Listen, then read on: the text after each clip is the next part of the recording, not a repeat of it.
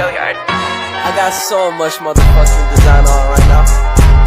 Break it down, bring it back, make it clap. I got 3 old thoughts, new block, wear that thing. Bitches on my line, and you know. Shalom, Assalamualaikum warahmatullahi wabarakatuh. Om Swastiastu, Namo Buddhaya, salam kebajikan. Kali ini saya akan menjelaskan indikasi dan kontraindikasi obat. Menurut teman-teman, apa itu indikasi dan kontraindikasi obat?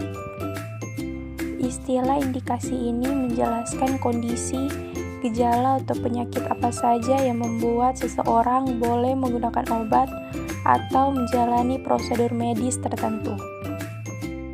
Adapun kontraindikasi adalah suatu kondisi penyakit atau situasi yang membuat Anda tidak disarankan atau tidak boleh sama sekali untuk menjalani pengobatan tertentu. Contohnya, yang pertama, penderita gangguan kekebalan tubuh yang parah umumnya tidak boleh menerima vaksin dari virus hidup. Yang kedua, wanita hamil umumnya tidak boleh menerima vaksin virus hidup yang dilemahkan. Contoh yang ketiga yaitu penderita ensefalopati tidak boleh menerima vaksin mengandung pertusis jika dalam kurun waktu 7 hari sebelumnya telah menerima dosis vaksin mengandung pertusis yang bukan disebabkan penyebab lain yang dapat diidentifikasi. Yang keempat, penyakit imunodefisiensi kombinasi parah atau SCID dan riwayat intussusepsi merupakan kontraindikasi untuk vaksin rotavirus. Ada 2 jenis kontraindikasi. Yang pertama, kontraindikasi relatif. Yang kedua, kontraindikasi absolut. Kita masuk pada jenis kontraindikasi yang pertama, yaitu kontraindikasi relatif. Kontraindikasi relatif adalah kondisi yang membuat pengobatan tertentu tidak disarankan tetapi masih boleh dilakukan dengan pengecualian. Adapun penggunaan obat atau prosedur medis masih boleh dilakukan apabila manfaat yang didapatkan masih jauh lebih besar daripada risikonya. Contohnya larangan ibu hamil yaitu tidak boleh menjalani pemeriksaan röntgen. Pasalnya röntgen saat hamil dapat menyebabkan kerusakan pada sel janin. Selanjutnya jenis kontraindikasi yaitu kontraindikasi absolut. Kontraindikasi absolut adalah kondisi yang membuat Anda mutlak tidak boleh menjalani pengobatan tertentu. Jika diabaikan, pengobatan tersebut malah akan membahayakan nyawa. Contohnya, ibu hamil tidak boleh mengonsumsi obat isotretinoin karena dapat menyebabkan bayi lahir prematur, cacat, meninggal dalam kandungan, atau keguguran.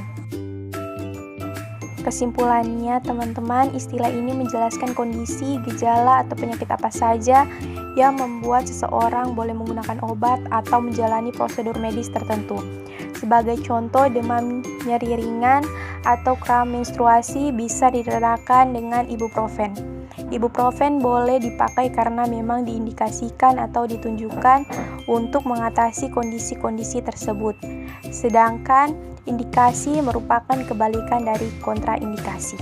Selamat datang di Universitas Pembangunan Indonesia Manado yang terletak dekat dengan kawasan bisnis Bahu Mall Manado. Tempatnya di Kelurahan Bahu, lingkungan 3 Manado, sangat strategis di pusat kota Manado. Dibangun di atas lahan seluas 2,5 hektar, Universitas Pembangunan Indonesia Manado berdiri megah dengan ruangan 7 lantai, terdiri dari ruangan kelas, ruangan kantor, perpustakaan, laboratorium komputer, laboratorium keperawatan, pengadilan semu, dan laboratorium bahasa, kantin, serta rooftop di lantai atas. Universitas Pembangunan Indonesia Manado memiliki 6 fakultas dengan program studi, yaitu Fakultas Pertanian, Prodi Agribisnis, Fakultas Hukum, Prodi Hukum, Fakultas Teknik, Prodi Teknik Elektro dan Teknik Sipil, Fakultas Ilmu Sosial Ilmu Politik, Prodi Ilmu Politik, Fakultas Sastra, Prodi Sastra Inggris, Fakultas Keperawatan, Prodi Ilmu Keperawatan dan Profesi Nurse. Didukung oleh sumber daya manusia yang berkompeten dan tersertifikasi, Universitas Pembangunan Indonesia Manado memiliki dosen dan tenaga kependidikan dengan latar belakang S2 dan S3 lulusan dalam dan luar negeri.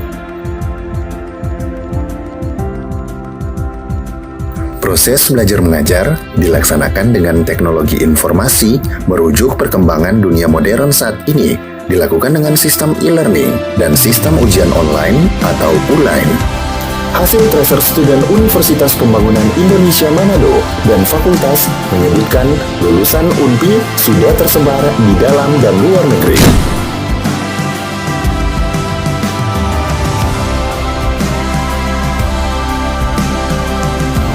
Selamat bergabung putra-putri terbaik bangsa. Kembangkan dirimu, raih cita-citamu setinggi bintang di langit. Kami siap menghasilkan generasi terbaik dan pemimpin di masa depan.